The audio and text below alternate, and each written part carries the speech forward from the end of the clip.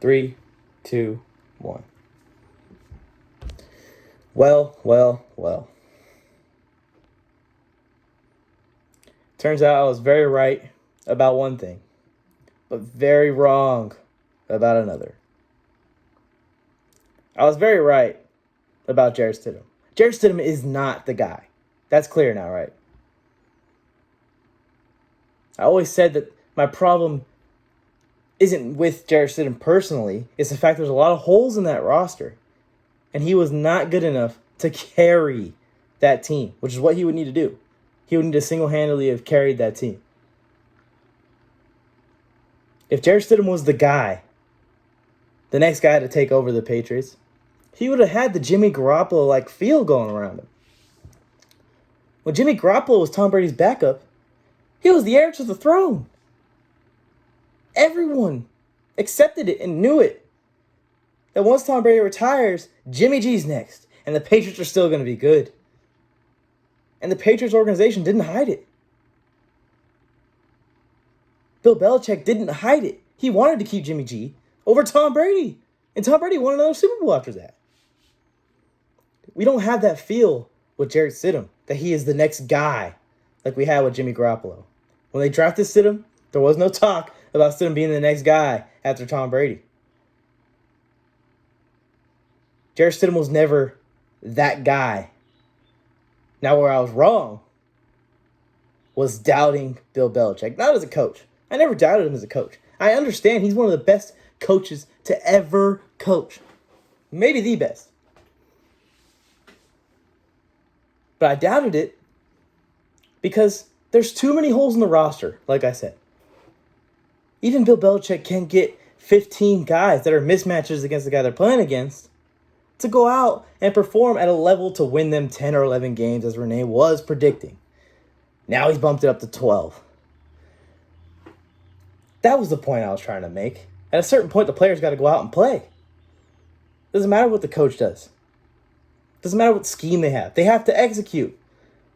And in my opinion, the guys they have on their roster were going to be a lot worse than everyone they were going to play against. But where I was wrong was doubting Bill Belichick as a general manager. I'm sure he had this plan all along, right? We're going to wait, and we're going to wait until Cam Newton is damn near free. And that's what they got him for. Almost free. The penalties that they are going to pay for getting caught cheating again, by the way. I don't know how all these Patriots fans can support a team that cheats to win. We hate the Astros, but we don't castrate the Patriots the same way that we take down the Astros for cheating. The penalties they're going to pay for getting caught cheating again is more expensive than it's going to cost them to have Cam Newton as their quarterback. Former NFL MVP. Now on to Cam Newton. Cam Newton is still a very good quarterback in the NFL when healthy. That's the key words. He struggles to stay healthy. Even in that 6-8 season, which people are trying to hold against him, the people that hate Cam Newton, he played the entire season with a bum shoulder. Do you know how difficult it is to play in the NFL with a bum shoulder? Your throwing shoulder, too. Extremely difficult, especially the way he throws the ball. He's got a rocket of an arm. He needs everything in that shoulder. He still had a good season that year. Good. He still would be a top 15, top 10 quarterback if he had that season, this upcoming season. But he's had a whole season off and a whole off season to get healthy. So who knows what Cam Newton's going to be, and that is scaring me. Because he could be better than that MVP season. He's had a couple of years for his football IQ to develop. His attitude to change, especially being under Bill Belichick and the Patriots organization. He could be better than that MVP season. Now, with that being said about Cam Newton and how I feel about him as a quarterback, I still think he would have been a better fit in Los Angeles. I still think he would have been a better fit with the Bears because the Patriots have so many holes in this roster. So my projection goes from 5-11 up to 8-8 now with Cam Newton as the quarterback of the New England Patriots. Just outside the playoffs. But they will contend for the AFC East. They will contend for the wild card. This changes everything. I'm more excited for the years to come than I am for this exact season coming up, because they still have a lot of holes in their roster. If they don't find a middle linebacker, if they don't find a defensive tackle, they're going to get ran all over.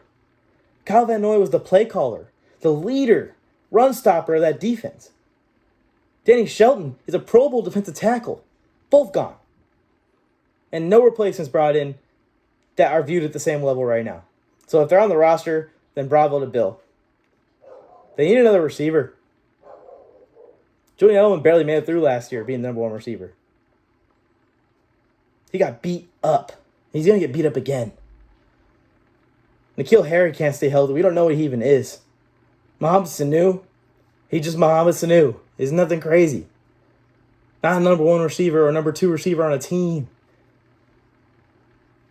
The offensive line could use one more lineman, but the offensive lineman's pretty decent. I'll give them that. They need a tight end. Who's playing tight end for them? They drafted rookies. Rookies are not going to come in and be Greg Olsen to Cam Newton. That's what Cam Newton needs. He needs a Greg Olsen. He loves throwing to the tight end. Is it impossible for Bill Belichick to find 10 or 15 diamonds in the rough in one season? No, it's not impossible. But has it ever happened? No. And is it going to happen? No. But for the seasons to come, I am scared as hell. Because they can start bringing pieces in now. And if Cam Newton plays decent and can stay healthy, and he re-signs with the Patriots for the upcoming seasons, we can see the Patriots back in Super Bowl contention in less than 5 years.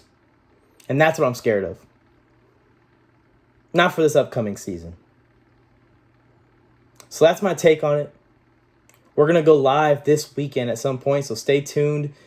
Follow the page, turn on notifications so that way that you are alerted when we release the time and date for that. And we're going to react to this more face-to-face, me and Renee. Talk about it. Like I said, I am scared as hell. Thanks, guys.